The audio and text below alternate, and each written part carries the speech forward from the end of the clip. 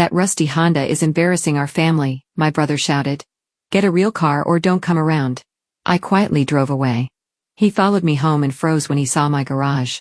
Because inside were. That rusty Honda is embarrassing our family, my brother Marcus shouted across the parking lot of the Riverside Country Club. Get a real car or don't come around. I looked down at my keys then back at my 2014 Honda Civic.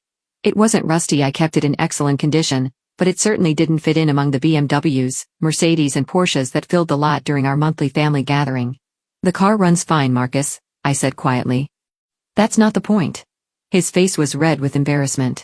Do you see what everyone else drives? Do you understand that people judge our entire family based on appearances? Our sister Victoria nodded in agreement from beside her gleaming white Range Rover. Emma, you're 31 years old. It's time to grow up and invest in something that reflects your status. What status? Marcus laughed bitterly.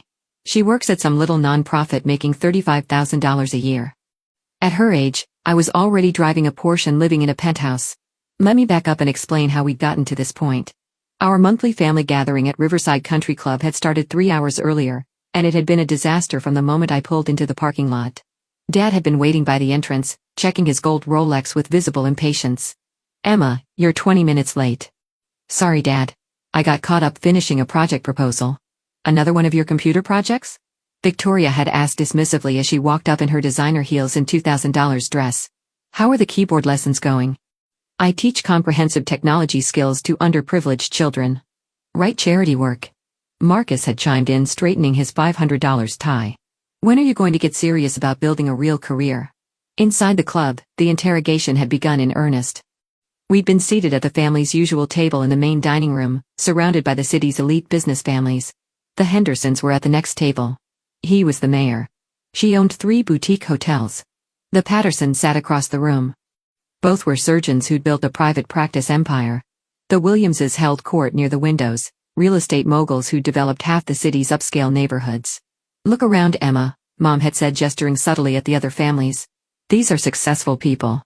Their children drive appropriate cars, wear quality clothes, live in respectable homes.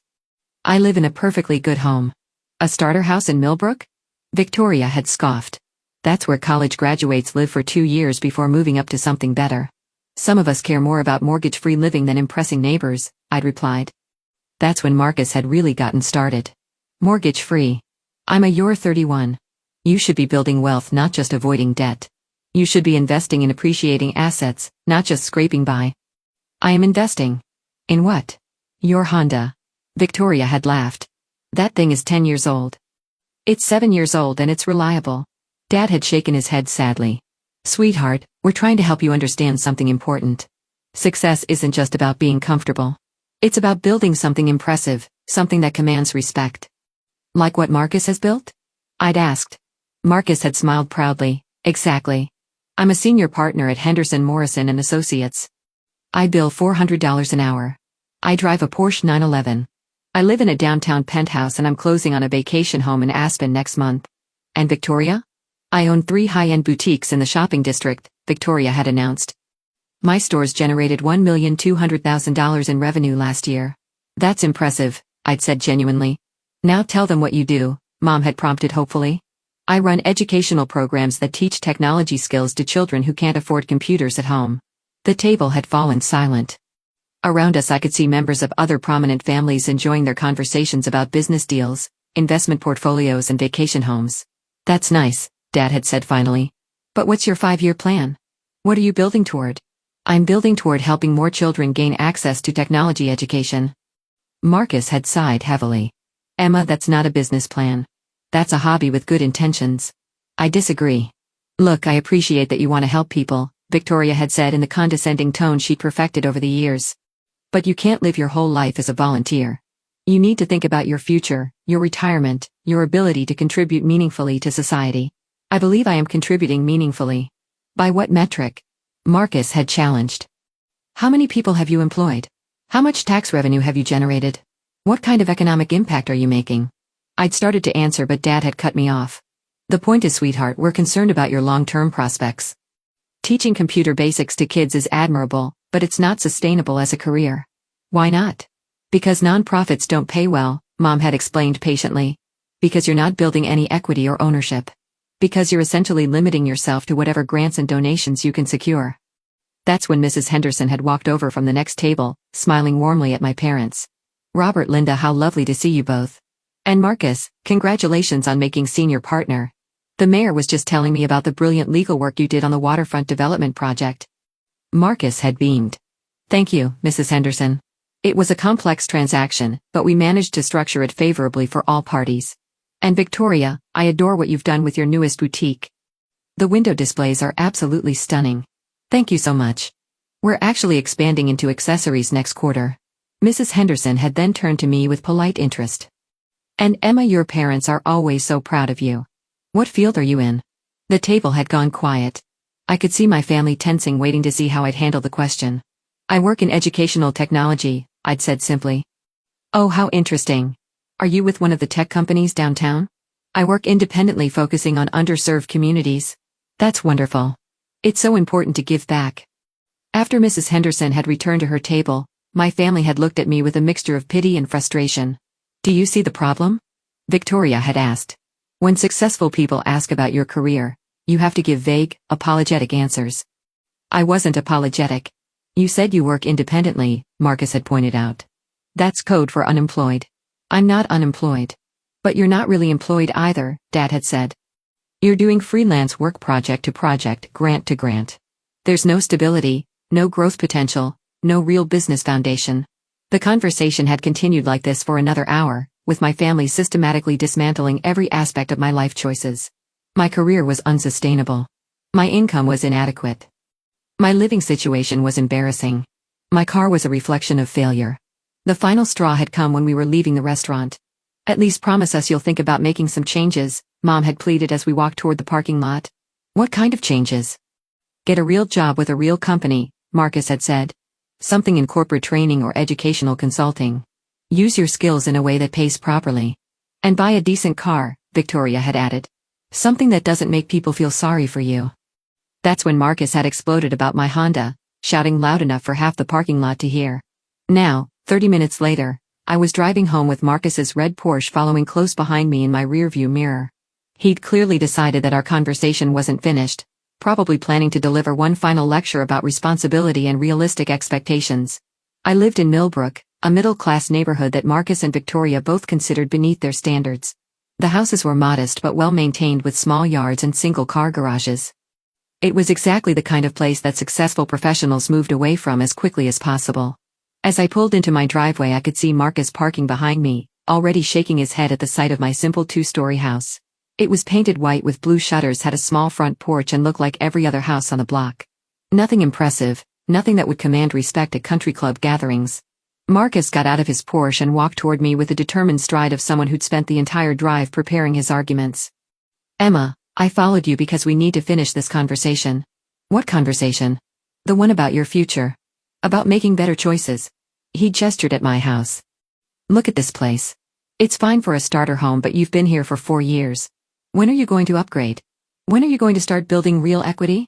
I own this house outright, Marcus. That's not the point. The point is growth, progression, moving up in the world. He looked at my Honda sitting in the driveway. And that car needs to go. I don't care if it runs fine.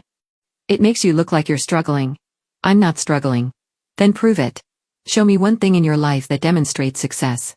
One thing that shows you're building wealth instead of just scraping by. I looked at my brother, who had spent the entire evening lecturing me about appearances and status symbols, who was so concerned about what other people thought that he couldn't see past his own assumptions. Marcus, since you're so concerned about cars, would you like to see my collection? Your collection? He snorted. What do you have, 2 Hondas hidden somewhere? I walked to my garage and pressed the button on my key fob. The large door began to rise slowly. These are my weekend cars, I said as the door revealed the contents of my garage. Inside the spacious 3-car garage sat a midnight blue Lamborghini Huracan Evo, a silver Aston Martin DB11, and a black Ferrari 488 GTB. The combined value was approximately $750,000. Marcus stood frozen in my driveway, his mouth hanging open, his carefully prepared lecture forgotten. What? How? Where did you get these? I bought them, I said calmly, walking over to run my hand along the Ferrari's sleek surface. With what money? You work at a non-profit making $35,000 a year. Marcus, you're absolutely right that I work with underprivileged children. What you don't know is that I don't work for a non-profit organization. I own several of them. What do you mean you own them? Future Minds Foundation, Digital Dreams Initiative, and Technology Access Alliance. Combined, we serve over 15,000 children annually across 23 states. Marcus was still staring at the cars, his brain trying to process what he was seeing. But that doesn't explain how you can afford.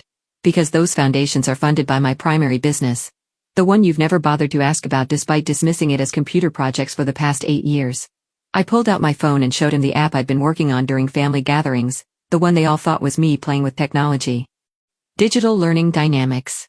We create comprehensive educational software platforms for schools, corporations, and government agencies. Our annual revenue last year was $67 million. Marcus's face went completely white. He grabbed onto his Porsche for support. 67 million? $67,300,000 in revenue, with a net profit of $31,800,000. We have active contracts with 1247 school districts, 89 Fortune 500 companies, and 12 government agencies. I opened the hood of the Lamborghini, revealing the pristine V10 engine. This particular car cost $267,000. I paid cash because I don't believe in financing luxury items. You paid cash for all 3 cars. The Aston Martin was $198,000, the Ferrari was $280,000. I also paid cash for this house, which I had completely renovated and expanded last year. Marcus looked around my property with new eyes, suddenly noticing details he'd missed. The driveway wasn't just concrete, it was decorative pavers that probably cost $15,000. The landscaping wasn't simple. It was professionally designed and maintained. The garage wasn't standard. It was oversized and climate-controlled. Emma, I don't understand. If you have this much money, why do you live so normally? Because I value substance over appearances. Because I'd rather invest in my business and my charitable work than in impressing people at country clubs. But the Honda gets excellent gas mileage, is reliable, and doesn't make me a target for theft or carjacking. It's practical daily transportation. I walked him around to the side of the garage, where he could see into my home office through a large window. Inside was a technology setup that would make most corporations jealous. 12 large monitors arranged across 3 workstations, servers humming quietly in a climate-controlled rack, and equipment worth at least $150,000. This is where I built Digital Learning Dynamics. This is where I manage contracts worth tens of millions of dollars. This is where I design educational programs that are transforming how children learn technology skills. Marcus pressed his face against the window, staring at the sophisticated setup. But he never said anything. You let us all think you were just doing charity work. I'm doing charity work. That's the point you're missing. My business generates enough profit that I can fund extensive charitable programs while still building personal wealth. My phone rang, interrupting our conversation. I glanced at the screen and saw it was Dr. Sarah Chin from Harvard University. Excuse me, I need to take this.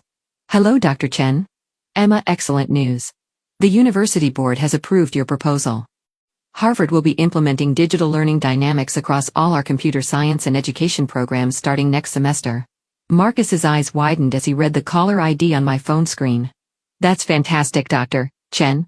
What's the contract value? $12,700,000 over 4 years with automatic renewal options. This will be the largest educational technology contract in Harvard's history. I'm honored. My development team will begin customization immediately. After I hung up, Marcus was staring at me like I was a complete stranger. Harvard University. You just signed a $12 million contract with Harvard. One of many. We also have active contracts with Stanford, MIT, Yale, Princeton, and Caltech. All the Ivy League schools? Most of them. Plus major state universities, community colleges, and specialized institutions. Education is a $750 billion industry, Marcus. Technology spending in education grows by 15% annually. I unlocked my phone and showed him our client dashboard. These are our current active contracts. Total value $347 million over the next 5 years. Marcus sat down heavily on my decorative stone retaining wall, looking like he might faint. $347 million? In confirmed contracts, yes. We also have $89 million in pending proposals and $156 million in renewal options. Emma, how long have you been doing this? I started Digital Learning Dynamics 9 years ago, the summer after I graduated from MIT. MIT? You went to MIT. Full academic scholarship plus a research fellowship. Master's in computer science with a specialization in educational technology. Marcus put his head in his hands. We all thought you went to State University. Because when I tried to tell you about MIT, Dad interrupted to talk about your law school graduation, and the conversation never came back to my education. I walked over to the Ferrari and opened the driver's door. Would you like to see the rest of the property? There are some other things you might find interesting. There's more. I started the Ferrari. The engine roared to life with a sound that probably woke half the neighborhood and gestured for Marcus to follow me in his Porsche. We drove around to the back of my property, where what appeared to be a small guest house sat among mature oak trees. What's that building? My primary development facility. The home office is for routine administrative work. This is where we create the actual software products. I used a keycard to open the building, revealing a state-of-the-art technology laboratory that looked like something from a major corporation's R&D department. Marcus walked through the facility in complete bewilderment, looking at servers, development workstations, testing equipment and prototyping stations worth more than most people's annual salaries. This lab cost $3,800,000 to build and equip, I explained. We develop and test all our educational software here before deployment. You built a $3,800,000 laboratory behind your house? I needed a secure private development environment. Commercial real estate would have been more expensive and less convenient. Marcus stopped in front of a wall covered with patents, awards and certificates. What are all these? Patents for various educational technology innovations. Awards from the Department of Education, the National Science Foundation, and various educational organizations. Certifications for security, accessibility, and educational effectiveness. He pointed to a framed certificate. Is that you with the Secretary of Education? Last year's National Education Technology Conference, Digital Learning Dynamics won the Innovation Award for our adaptive learning algorithms. Marcus studied the wall more carefully, reading award after award: Outstanding Contribution to Educational Technology, Entrepreneur of the Year Technology Sector, Innovation Leadership Award, Educational Excellence Recognition. Emma, why have you never shown us any of this? When would I have shown you? Every family gathering is spent listening to you and Victoria describe your accomplishments while dismissing mine as unimportant hobby work. I sat down at one of the development workstations and logged into our company dashboard. These are our real-time business metrics. Currently, 1,300,000 students are actively using our learning platforms. Our software is deployed in 47 states and 18 countries. Today's revenue will be approximately $290,000 per day, which means that while you were lecturing me about getting a real job, we earned more than most people make in 5 years. Marcus stared at the numbers scrolling across my monitors. Active users, completed lessons, revenue streams, profit margins, and the charitable work? I opened another application. Future Minds Foundation has donated $18,700,000 to educational programs over the past 5 years. We've built 47 computer laboratories in underserved schools, provided full college scholarships to 156 students, and trained over 800 teachers in advanced technology skills. $18,700,000.0? In direct charitable giving, yes. Plus the donated time and software licenses, which adds another $23 million in value. Marcus was quiet for a long time, just absorbing the scope of what I'd built. The country club, he said finally. What about it? When Mrs. Henderson asked about your work and you said you worked in educational technology, I was being accurate. I do work in educational technology. But you made it sound so small, so unimportant. I made it sound honest. I didn't feel the need to announce my net worth to someone I barely know. What is your net worth? I considered the question carefully. Between the business valuation, real estate holdings, investment portfolio, and liquid assets? Approximately $94 million. Marcus made a choking sound. $94 million? It fluctuates based on market conditions and business performance, but yes, that's the current estimate. Emma, you're worth $94 million and we've been treating you like a charity case. You've been treating me like someone whose work doesn't matter because it doesn't produce visible status symbols. My phone buzzed with a text message. I glanced at it and smiled. What is it? The Department of Defense. They want to discuss adapting our educational technology for military training applications. Potential contract value, $47 million. The Pentagon wants to hire you? Educational technology and training technology use very similar frameworks. Our adaptive learning algorithms could revolutionize how the military trains personnel. I showed him the text message, which included a request to schedule a meeting with senior officials at the Pentagon. This would be our first major government defense contract. It could open up an entirely new market segment. Marcus looked around the laboratory, finally understanding the scale and sophistication of what I'd built. When you were working on your laptop during family dinners, I was usually reviewing contract proposals, managing development projects, or communicating with clients. The work doesn't stop just because it's Sunday dinner.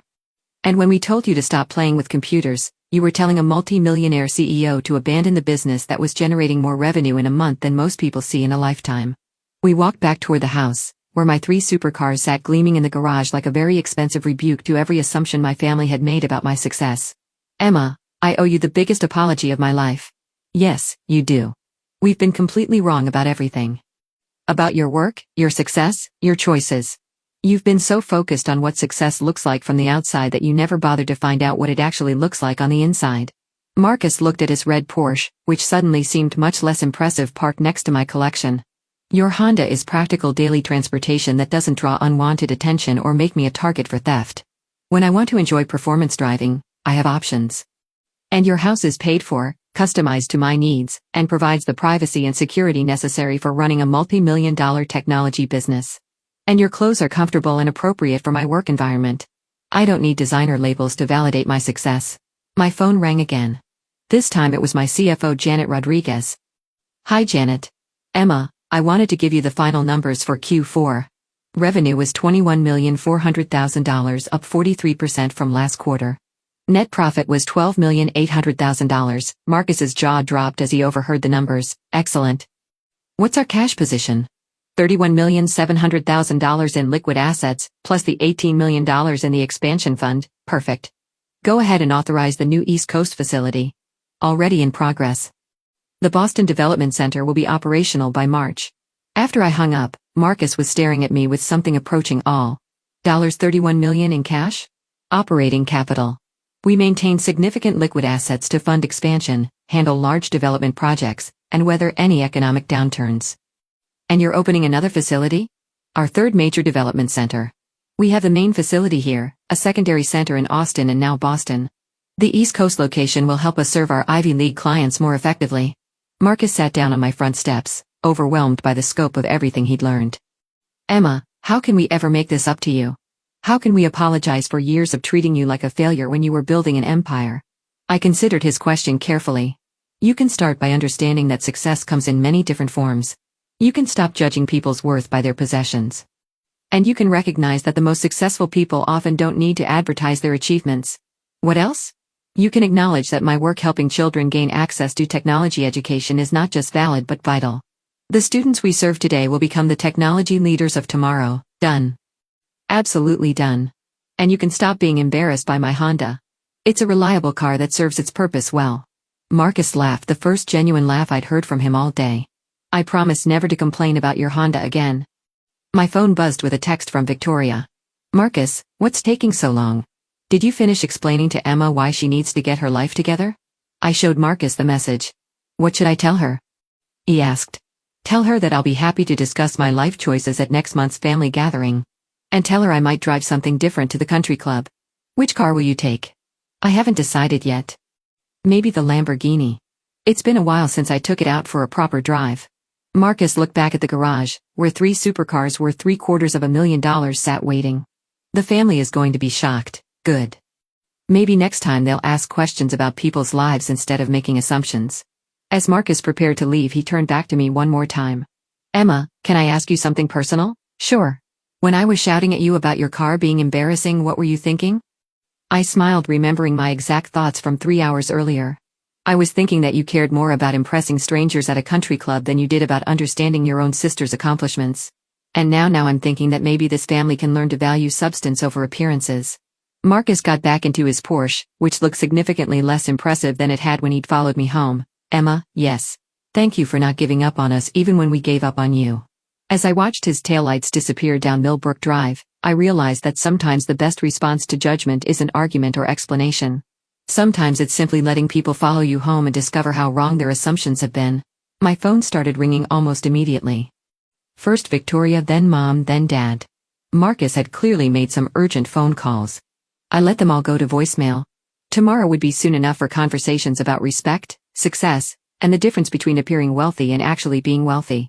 But tonight I was going to take the Ferrari for a drive through the city, with all its windows down and its engine singing just because I could. After all, when you've built a $94 million fortune by age 31 while simultaneously running charitable programs that have helped 15,000 children, you've earned the right to enjoy your success, even if you prefer to keep it quietly parked in an unassuming garage.